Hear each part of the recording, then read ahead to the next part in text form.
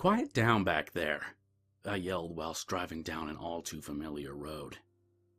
My best friend and his girlfriend wouldn't stop laughing loudly at nothing, much like young couples do, for what reason I honestly don't know.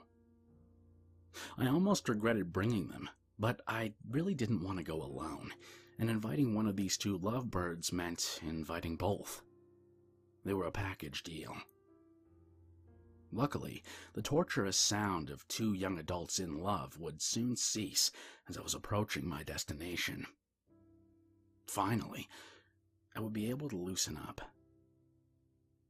"We're here," I stated, less to point out our arrival and more to shut the two of them up. Fortunately for me, it worked. My aunt's old house was just as I remembered it, a rickety old cottage out in the middle of nowhere down a dead-end dirt road, teeming with woods, wildlife, and the welcoming smell of roses that she would often plant outside near her stone walkway. And that was when it finally hit me. While walking down that very walkway, smelling those very roses, I stopped dead in my tracks with tears welling up in the exterior of my eyes. "You okay?" my friend's girlfriend asked. "Yes, I'm fine. I just need a second." They looked concerned, but they understood. What else would they expect of me, coming back to my aunt's house right after she died? Honestly, it felt a little wrong. I may have been her favorite nephew, but after leaving me everything in her will, including her cottage, it seemed wrong to come here so soon. The service was held just a day prior.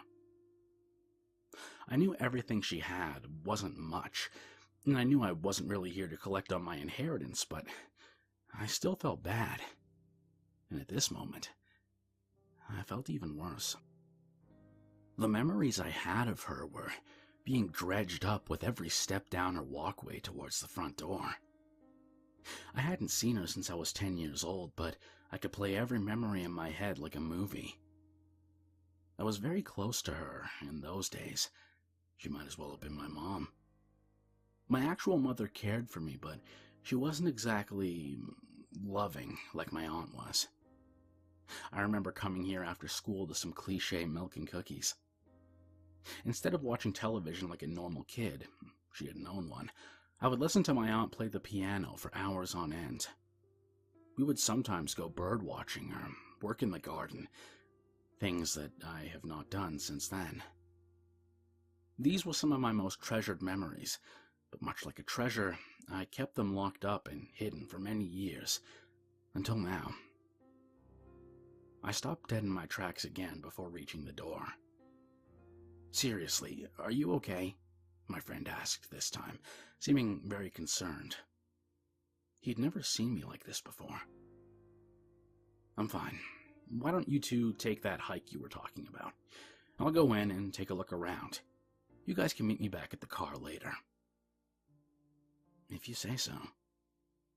He seemed worried, but also a little distressed, probably wondering why I brought him here in the first place if I was just going to send him away while I took care of things. It's true that I wanted someone here, but now that I've arrived, I know I have to do this alone. My friend and his girlfriend took off down a trail in the woods, and I was left standing there, looking at the house that I'd not seen in such a long time. The feeling that had overcome me was so strange. It's hard to put into words. It was more than grief. It was a greater sadness. It's funny. If my aunt could see me now, she probably wouldn't even recognize me. I was tall, bearded, and wore glasses, all of which obviously were not true of my younger self. This just made me sadder. With one last deep sigh of emotion, I marched on and reached for the handle on my aunt's front door. My aunt did not have locks on her doors or windows, including the front door. The house was constructed so long ago that it wasn't even built with them. Sure, she could have had some installed since, but she wouldn't need them out in the middle of nowhere. She brought it up one of the first times I stayed here, saying, "Trust the world, and it will set you free." When I was a kid, hearing her say this made me feel safe. Being fully grown and recalling this statement now, I find it very peculiar. But then again, that was my aunt for you. Unpretentious and somehow oblivious to the rest of the world around her. Honestly, I missed that part of her the most. All of these memories came back to me piece by piece as I pulled the door open. The bittersweet release I felt was interrupted when I saw the inside of the cottage. Everything, and I mean everything, was exactly in its place. It was almost as if I was a kid again, coming over after school to enjoy my aunt's company. My memories were playing out right in front of me like a nostalgic outburst of energy. I could see my aunt sitting at the piano, playing as she often would. I could see me, sitting there, eating some homemade cookies and listening intently to the music. I could see her again, cooking me dinner in the kitchen as I sat on the couch reading one of her old books. It was surreal to feel all of this at once, but I walked past my living recollections and went upstairs to see more. I stopped quickly when I reached the top of the stairs. I realized that they only led to a single door. The attic door. Although my memories were coming back to me at an exponentially fast rate, I had forgotten about the attic. I had no interest in it, so I traveled back downstairs. I didn't know what exactly I was looking for. Maybe just a little peace of mind to put my heart at ease. Maybe something that would let me know without a doubt that my aunt passed away peacefully. I suppose the emotion I was experiencing was guilt. Yes. Yes, it was. When I was just shy of 11 years old, my parents moved out of state. This is when I stopped seeing my aunt. We kind of lost touch, especially seeing as she didn't have any real means of communication out here. No phone, no computer, she didn't even have a mailbox, and the nearest post office was over 20 miles away. Being older now, I could have easily paid her a visit, and I'm sure she would have loved to have seen me. I've always thought about it, but I guess I thought she would always be here too. Unfortunately, she had a heart attack young, and with no hospital or neighbors for miles, death came knocking on her unlocked door in a hasty fashion. At the very least, this visit has put the fleeting quality of life into perspective for me. At this point, this was probably the only thing that I would take away from this place. I may just leave it here to rest in peace, having found a little bit of closure to take home with me. As I made my way down the stairs and back into the living room, I noticed something. I was in such a hurry to escape my corporeal memories that I didn't notice this before. It was the desk. The desk where my aunt would sit and write for hours at a time. She said that it helped her experience the world outside of her cottage by writing about how she imagined and wanted it to be. The more and more I remember my aunt, the more I could see how isolated and somewhat unstable she really was. She was odd, but I loved her just the same, even now. What I had not noticed upon entering the house was that the desk drawer was open. I looked inside and found a single sheet of paper with my aunt's handwriting on it. And this is what it said. To my dearest nephew. If you're reading this, then the cold tides of death have swept me away once and for all. I know that we've not seen each other since you were a child, but I hope you still think back fondly on our time together. I was happy to look after you, and I know that you were happy to spend time with me. I don't want you to be sad or feel off-put about my death in any way. This is how it was, and in turn, how it was meant to be. I will always hold you dear in my heart, even after passing, and I'm sure you'll do the same for me. I want you to live freely despite this, and enjoy each and every moment of your life, just as I did mine. I will see you again someday, and I look forward to it. Trust the world, and it will set you free. P.S. Don't go in the basement. I shed a single tear reading this passage, knowing that my aunt wanted me to find peace in this old house. The very closure I was looking for was in this very desk the whole time. The elation I felt almost distracted me from the postscript at the bottom of the page. Don't go in the basement. This last sentence had just now sunk in, and I noticed how out of place it was. Don't go in the basement. Why not? Was my aunt hiding something? If so, what was it? Without further ado, I headed over towards the basement door with a letter in hand, knowing that the answers I wanted were down there. I took one last look at the letter before opening the door. Don't go in the basement. It was so perplexing to me that I just had to know why. It was most likely the ramblings of an unstable woman on the verge of death, but what could be the real meaning behind it? Why the basement? Why me? I could recall the basement from when I was younger, but I didn't remember much. I had only been down there once. My aunt was gardening outside while I was inside reading one of her books. I grew tired of reading and set the book down on her desk. Soon after, I began wandering around the house out of boredom. I walked around the entire cottage rather quickly, making sure to avoid the stairs. My aunt had once told me that they were old and she had hurt herself falling down them, so I never went up them myself. I suppose this would explain why I didn't remember the attic door. Finally, I came upon the basement. Knowing my aunt wouldn't be in for a while, I decided to venture on. I turned the doorknob and swung the door open.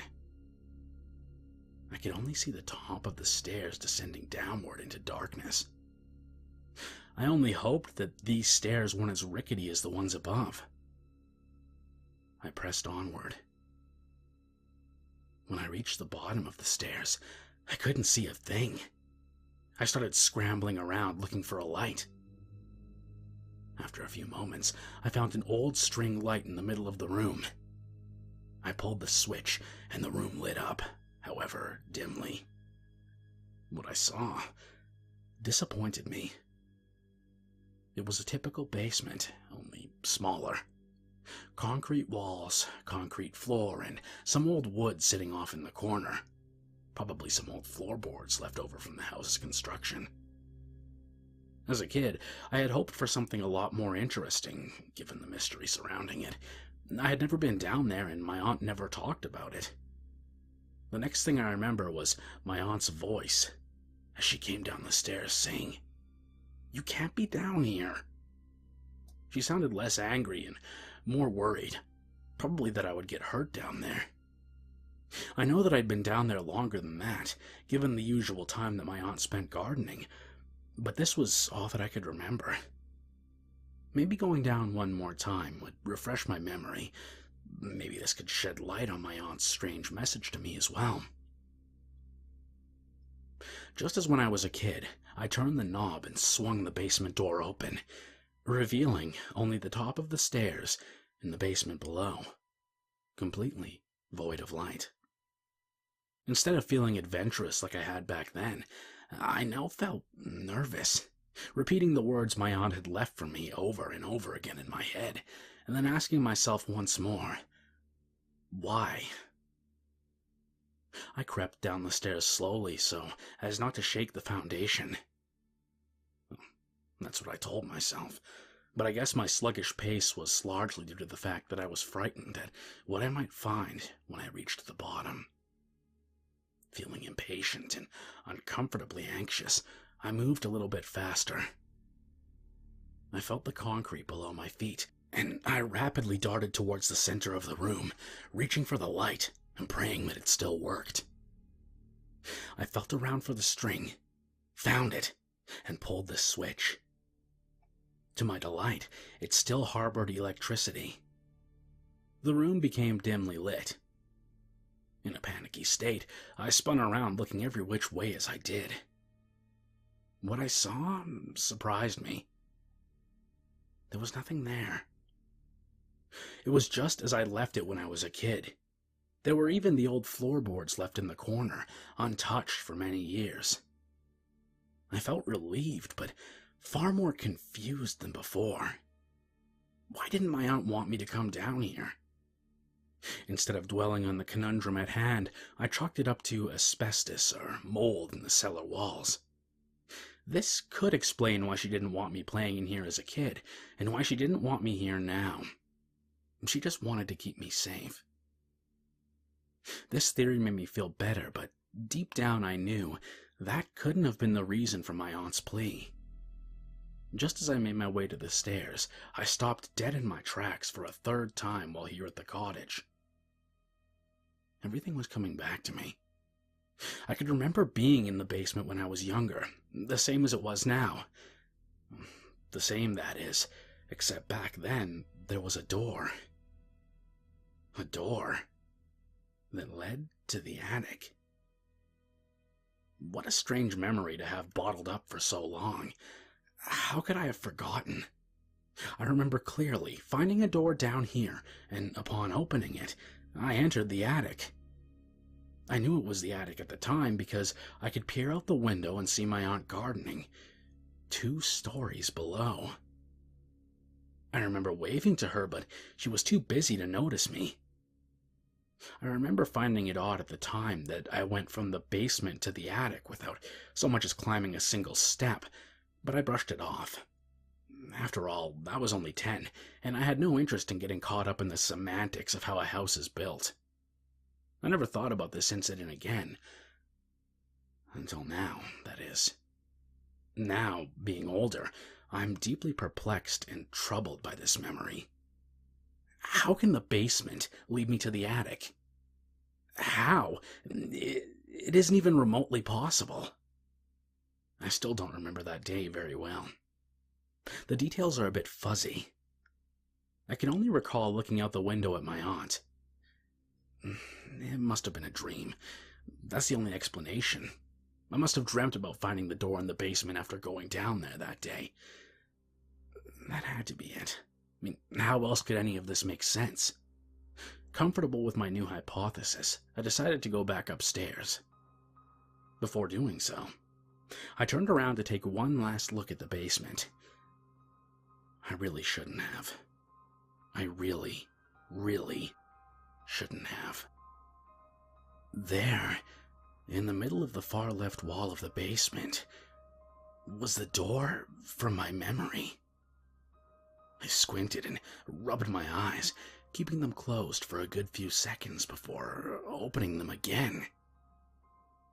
When I did, the door was still there, as tangible and existent as ever. Needless to say, I was in a slight state of shock. This can't be. It just can't. I knew for a fact that the door was not there just a few moments before, and I had already convinced myself that my childhood memory was nothing more than a bizarre dream. What was going on? Much like before, I knew that I had to move forward in order to satisfy my insatiable curiosity and answer the pressing questions that lay before me in the shape of a door. I had no choice. After regaining some composure and mustering up a small amount of courage, I walked, however slowly, towards the inexplicable door. My unhurried movements mirrored my hesitant and frightened exterior, allowing me to stall for a moment while I searched for some nerve to actually open the door. Unfortunately for me, the basement was small, and the space between me and the door was quickly covered in a matter of seconds, despite my slothful motions. The moment of truth was upon me. I took a deep breath, turned the knob, and pushed the door open, letting momentum take care of the rest. This was it. I might finally have the answers I'd come down here for, or should I say, up here. I couldn't be certain at this point. The only thing I was sure of was the beating in my chest. As the door opened, I became focused on nothing but my field of vision. What I was about to see would shed some light on the questions that had been raised since arriving at my aunt's house. The door creaked in an eerie manner and revealed the room behind it. Lo and behold, the room was none other than the attic.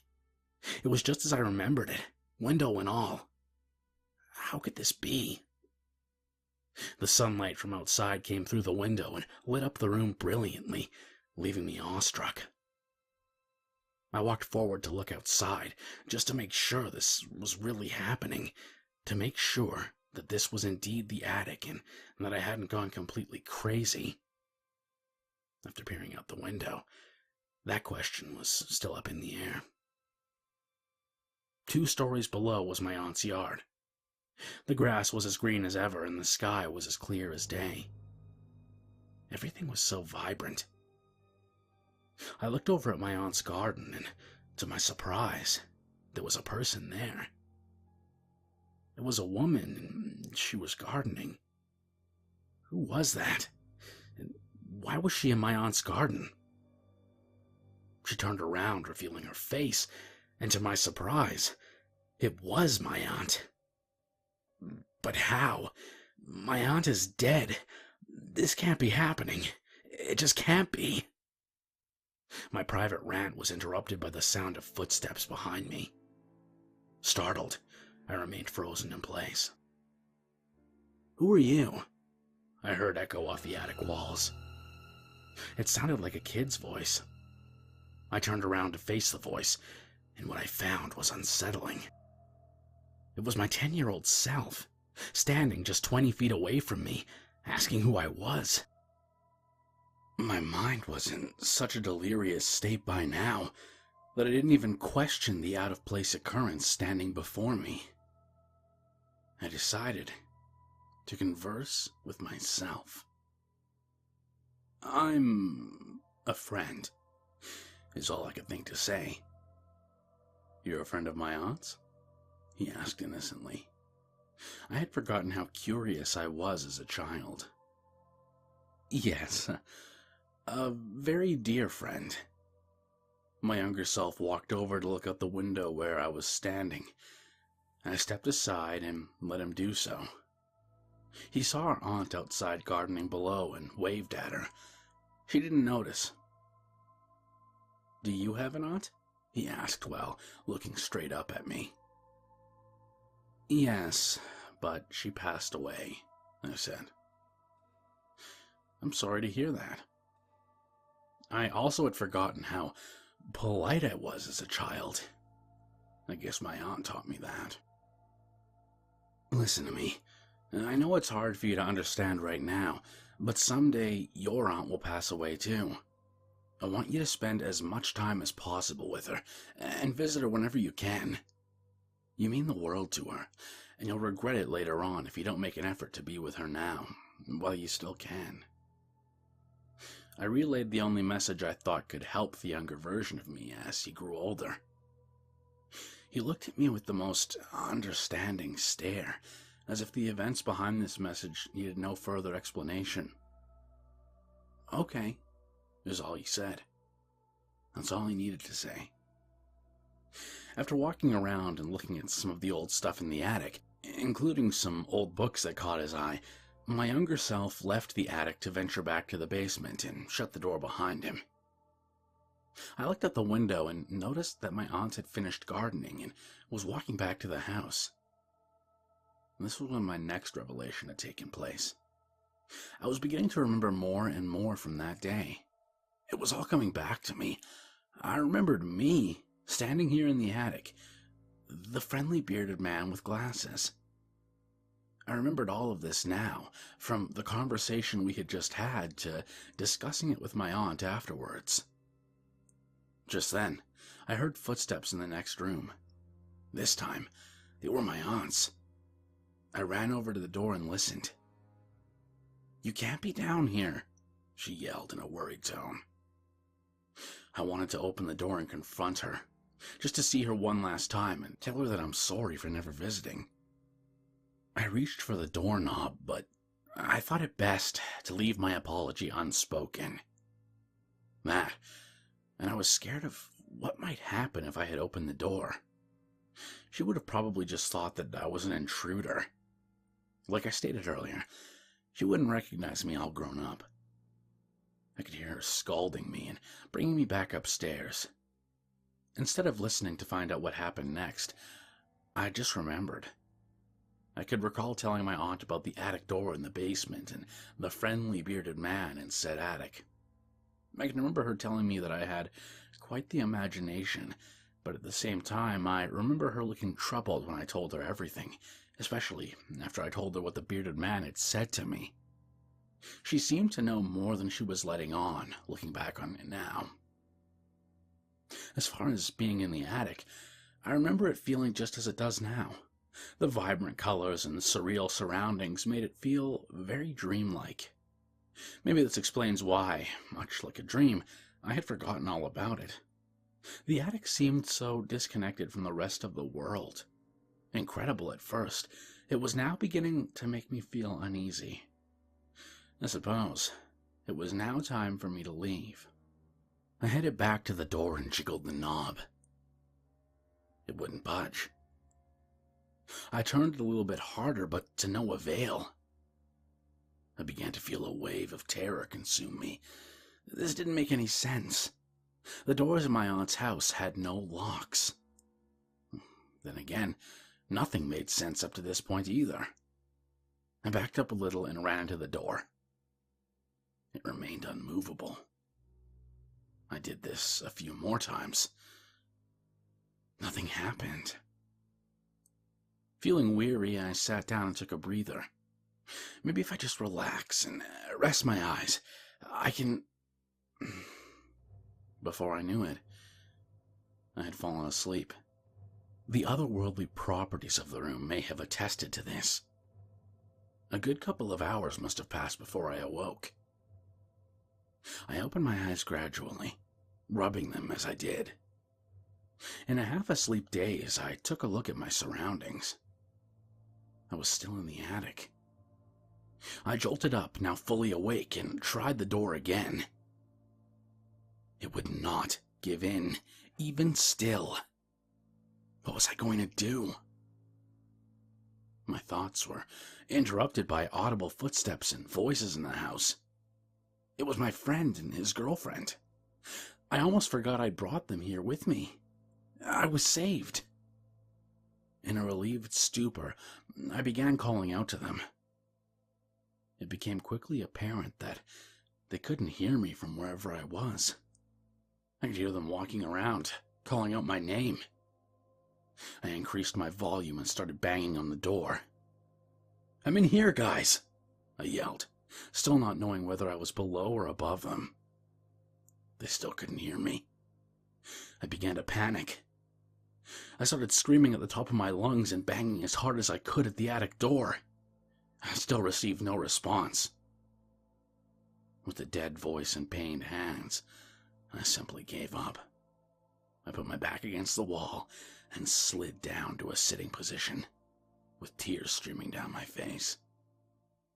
I just sat there and listened as my friend and his girlfriend conversed from within the house. Where could he be? He said he would meet us at the car, and he wasn't there. If he's not here in the house, then where else could he be? My friend asked his girlfriend. "Did you try the basement?" she asked. "Yeah, there's nothing but some old floorboards down there." "What about the attic?" she asked. "I tried there too. It's just filled with a bunch of old, dusty antiques. We'll have to call the police and have them look for him too. He must have gotten lost in the woods looking for us." I appreciated my friend's girlfriend's efforts, but I knew they would yield no results. As they made their way out of the cottage, my heart sank. If he had already been in the basement and the attic, then where was I? My mind was racing. I came here looking for answers and I found none. Instead, I'm trapped in an attic for what I can only guess will be an eternity. I quietly sobbed in the corner when I remembered something. As a kid, I looked through some old books up here. I could only remember the title of one of them. It was called A Rough Guide to Witchcraft. I remembered finding the book to be an odd part of my aunt's collection, just as I do now. I jolted up once more and began looking through some of my aunt's old books. I started throwing them all over the place until I came across the one I was looking for. Yes, here it is. I still don't know why I thought it would help, but I was so desperate that anything seemed like a light at the end of the tunnel now. I opened it up and read the preface. The spells in this book are to be followed precisely. If even one step is not followed properly, you could potentially open a can of worms so horrific and convoluted that it may never shut again. And you will bear the consequences of your failure. Use these spells at your own risk. The odd nature of the preface littered my nerves with a sense of worry. I was not liking where this was going. Before turning the page, I noticed that the old lace bookmark usually hanging from the book was inside. I opened up to the page and read aloud. Chapter VIII, Horticulture. I glanced over at the next page and noticed a spell meant to bring your garden to life. The spell itself was in Latin. It was to be enunciated while performing a ritual that included surrounding the area in a special sand that I'd never heard of, and the usual lighting of multiple candles. My Latin was a little rusty, but from what I could read, it said something along the lines of, bring above that which is below, which I assumed referred to the growing of the plants. I could only gather that my aunt performed the ritual here in the attic because there were some dormant candles in with her stuff. The inclusion of this book in my aunt's collection now made sense to me. She wanted to spice up her dull garden. Instead of taking care of the plants normally, she resorted to witchcraft. Was my aunt a witch, or did she just dabble in it for a while? After reading the entire book before and after Chapter 8, I believe she purchased that book just for that one spell. I couldn't find any reasons in the book for what was happening to me, but I could only gather that my aunt didn't know what she was doing and didn't follow the instructions to a T like she should have. The failure of that resulted in this. What is this exactly? I can only assume that this is the consequences mentioned in the preface. My aunt did indeed open a can of worms, and in doing so, I can no longer open the door back into my normal life. I'm stuck here in this illusory attic, an attic that seems to be a realm of its own. The only comfort I find is in knowing that I gave my younger self some great words of wisdom that I already know he heeded, whether he knew it or not. I may not have visited her when I grew older, but I did make the most of my time with her when I had the chance. For this, I'm glad, even if she was the reason I was trapped here. I'm growing now to accept my fate. She did warn me, after all. I should have listened. This is my fault and mine alone. With the endless paper and writing materials here in this old attic, I'm left to do nothing but write down in words what's happened to me, in the hopes that someone may come across it, somehow. The words of a living ghost. If you're reading this, please, listen to what I have to say. Your time here is not boundless, and at any moment the horrid hand of the unknown could come knocking at your door, there to bereave your loved ones and steal you away from your blissful, ordinary existence. The cause of this sudden upheaval will most likely be death, or in my case, something far worse. Last but not least, if you're ever in this neck of the woods and you feel a need to stop in and say hi, go right ahead. I can't promise you that you'll get a response. I just want you to remember two things. Your life is fleeting, so spend your time wiser than I did mine. And whatever you do, don't go in the basement.